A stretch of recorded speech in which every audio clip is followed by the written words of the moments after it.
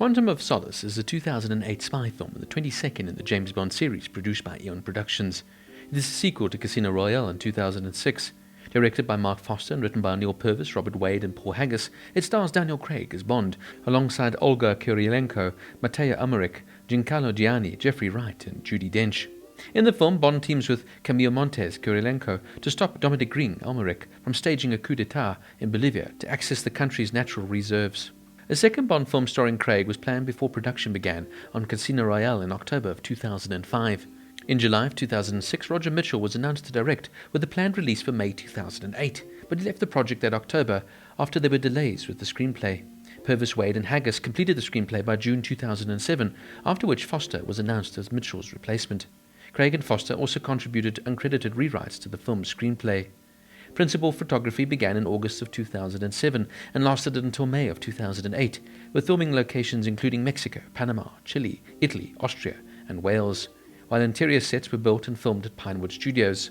The film's title is borrowed from the 1959 short story by Ian Fleming. In contrast to his predecessor, Quantum of Solace is notable for citing inspiration from early Bond film sets designed by Ken Adam, while it features a departure from tropes associated with Bond villains.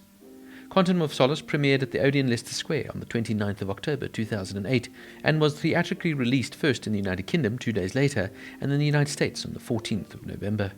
The film received generally mixed reviews, with praise for Craig's performance and action sequences that was deemed inferior to its predecessor. It grossed $589 million worldwide, becoming the 7th highest grossing film of 2008 and the 4th highest grossing James Bond film, adjusted for inflation. The next film in the series, Skyfall, was released in 2012. One thing that Neal Purvis and Robert Wade wanted to do in this script is tie in Casino Royale into this next film so they could exploit Bond's emotions from Vesper's death in the previous film.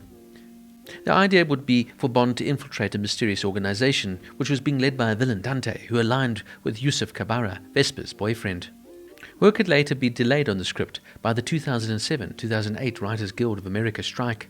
In one of the film's more famous scenes, Agent Strawberry Fields, played by Gemma Arterton, is found dead, covered in oil, to a similar discovery in Goldfinger in 1964. In that movie, Jill Matheson, played by Shirley Eaton, was covered in gold and found dead. Both bodies are also found in similar locations and positions.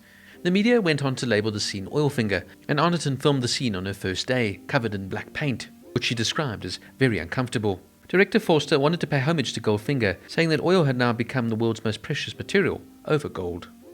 The water supply issue in Bolivia was the main theme, with the story based on the Copacabana water revolt, where in 2000, water rights were sold to a corporation which sharply increased the price beyond the ability of many Bolivians to pay for it, inciting demonstrations that forced the government to reverse the decision. Chile's Atacama Desert, where the finale was filmed, is the driest region on Earth, with no record of any measurable rainfall ever having occurred. Daniel Craig was injured at least 3 times during the making of this movie. The most prominent ones included an injury to his face, which required 4 stitches, another to his shoulder, which required 6 surgical screws to be inserted in an operation, and his arm in a sling. And then his hand was injured when one of his fingertips was sliced off. Daniel Craig has also noted that he wasn't fond of how the production went, saying that thanks to this, he'd never do a movie without a script nailed down ever again. Because of the Writers Guild strike, Craig and Forster had to actually rewrite scenes themselves in order to get the film finished. James Bond and leading Bond girl in the film, Camille, played by Olga Kurylenko, share a kiss in the movie, but do not make love, making it a first ever for a James Bond film. The film's title was only selected a few days before its announcement on January 24, 2008. For a long time it had been considered unsuitable for a James Bond movie. Daniel Craig admitted he was unsure about the title, but it seemed to fit in the context of the movie. He said, "Bond is looking for his own Quantum of Solace. That's what he wants." Ian Fleming says that if you don't have the Quantum of Solace in your relationship, you might as well give up. Bond doesn't have that because of his girlfriend having been killed. Therefore he's looking for revenge to make himself happy within the world again. Quantum also acts as the name of the organization in the movie.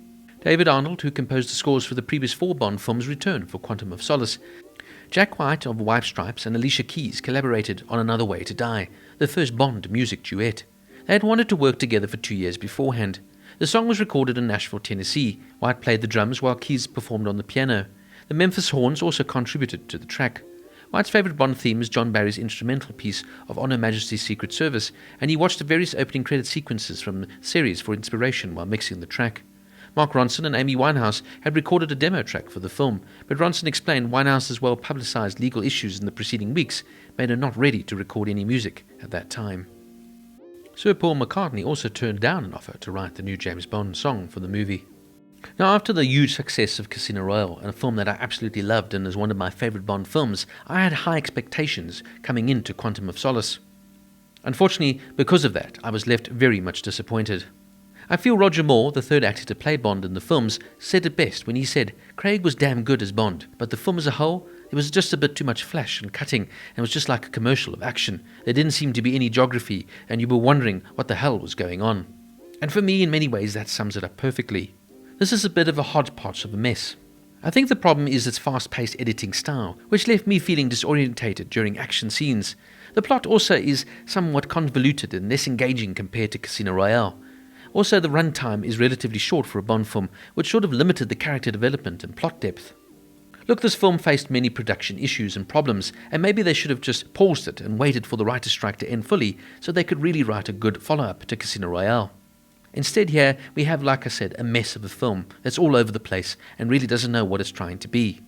One thing I did like, however, was the continuation from the story of Casino Royale, where now Bond is seeking vengeance for the death of his lover, Vesper Lynd.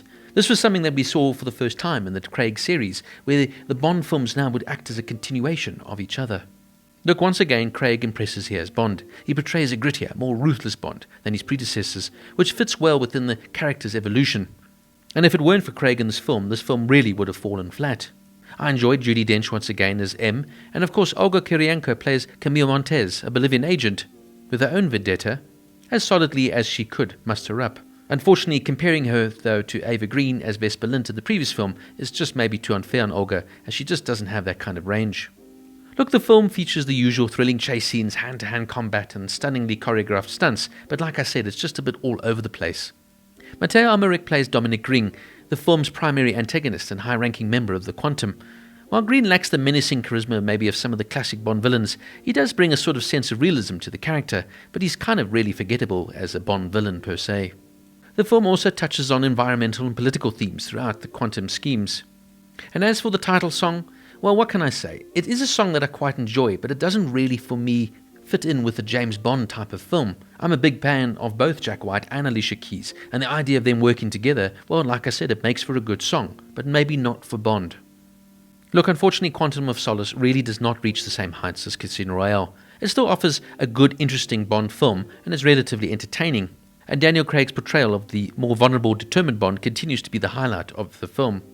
But overall, I had to say I was left somewhat disappointed. I was expecting a lot, and unfortunately Quantum of Solace really fails to deliver. With its strange editing style, convoluted script, and short runtime which doesn't allow the characters to breathe, Quantum of Solace gets a 6.5 out of 10.